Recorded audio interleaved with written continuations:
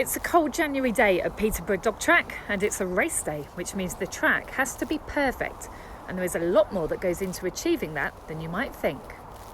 So Robert, you're head of operations here, and that involves looking after the track and everything around the track. I'm guessing this time of year is particularly challenging for you.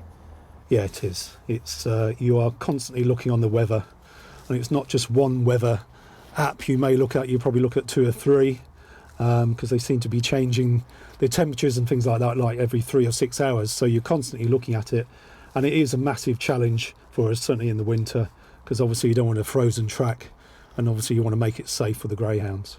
So what would a typical day look like for you?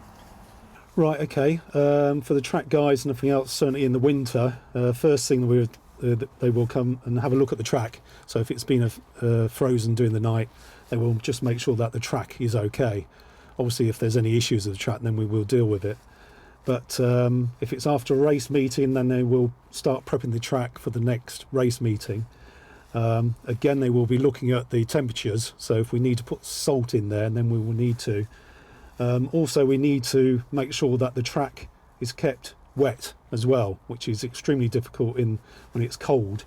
So we've got a couple of hours to go until racing. Do you mind just jumping out and showing us what you're looking for in the track right now prior to racing, and if you're happy with it the way it is? Obviously it's about 0 degrees at the moment, isn't it? Yes, it is about 0 at the moment. Well, the guys have been in this morning and prepped the track. You can probably just see on the outside where it's a bit white, so they've put more salt on today. So we're expecting temperatures of -2, -3. It was -5 last night. But at the moment, in terms of checking the track, I think you have to be quite experienced, so you can actually feel it underneath your foot in terms of what it's like, and also you can put your fingers in and see what it's like, and it gives you a bit of an idea. Some people go around with screwdrivers and just see how far you go around. I mean, sounds archaic, but actually you need to just have the experience of what the track feels like and how it goes. So at the moment, they've done a lot of work in terms of just knocking it into shape. The bends and everything else have to be the right gradients, and same with the straights as well, so if any water comes, it drains off. But at the moment, this track has been laid down. It's wet, so it's got enough moisture in it. You can feel just by moving your foot here as well, you can just see that the sand is sticking together. You can actually pick up the sand, look, and it rolls into a ball, so that means that it's holding together, that you've got some moisture in there. And there's also, the other properties, like, I don't think they call it clay, but something similar, which sort of makes it into a ball figure. So that helps.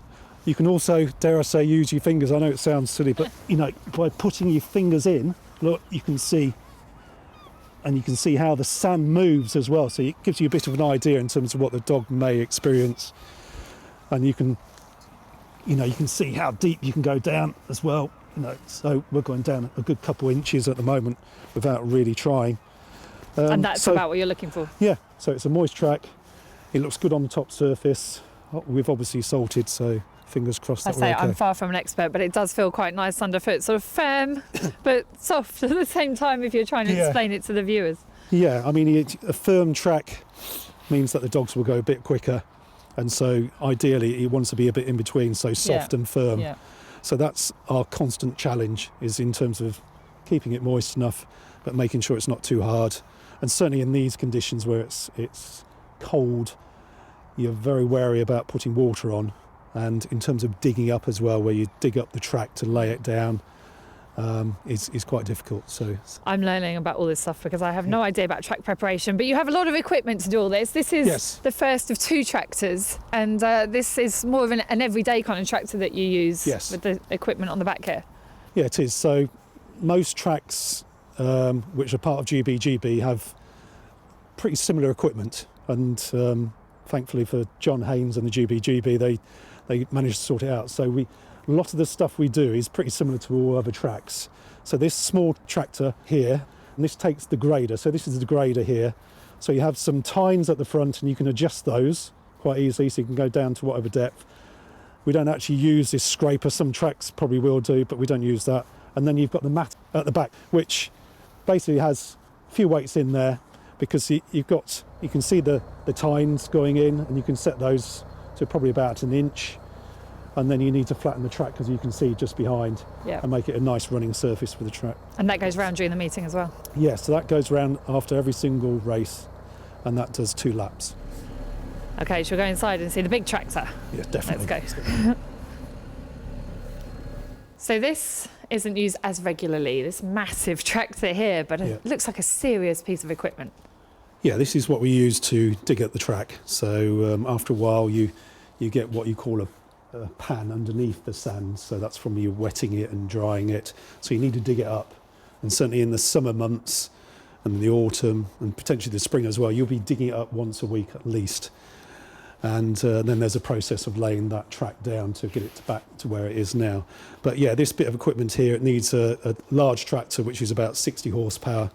Again, like I said before, most tracks will have this, and they follow the same sort of protocol as we do in terms of laying and digging the track up. So, but this is a heavy bit of kit.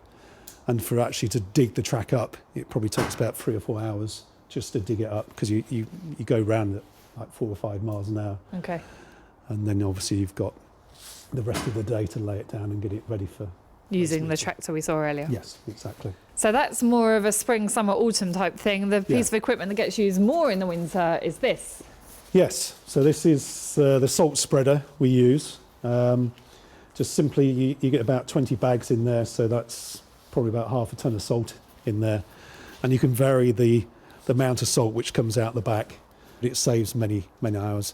I mean, years ago, it used to be 3 or 4 of us just spreading it by hand, like throwing things out for the chickens, In terms of water, there's a big bowser outside as well. Yes, so certainly in the summer months, you're probably putting about 6 or 7 bowsers on a day. And certainly with the summer we've just had, you're constantly watering just to keep you, even on the non-race days, you are watering the track just to make sure it's okay for the race meeting.